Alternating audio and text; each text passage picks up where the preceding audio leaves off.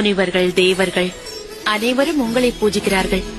ஆனால் உங்கள் நாவிலிருந்து யாரோ ஒருவர் திருநாமம் ஒலிக்கிறது. அது ஏன்? அண்டத்தையே காக்கும் அன்னபூரணி தாங்கள். நடக்கும் அனைத்தும் தெரிந்திருந்தும் எதுவும் தெரியாதது போல் ஏன் கேட்கிறீர்கள்? நீங்கள் அறியாததா தேவி? எத்தனையோ முறை அந்த ராமனின் கதை என்னிடம் கேட்டும் சலிக்கவில்லையா? கூறுபவருக்கே சலிக்கவில்லை எனும் பொழுது கேட்கும் எனக்கேன் சலிக்க போகிறது? உண்மையை சொன்னால் அந்த ராமநாமத்தையும் அந்த ராமனை குறித்து பேசும் போதும் மனம் மிகவும் மகிழ்ச்சி அடைகிறது. உண்மைதான் உமையவளே. மனிதனாக வாழ்ந்து இன்ப துன்பத்தை அனுபவித்து மற்றவர்களுக்கு ஒரு பாடமாக விளங்கவிருக்கிறார் நம் திருமால் ராமனாக.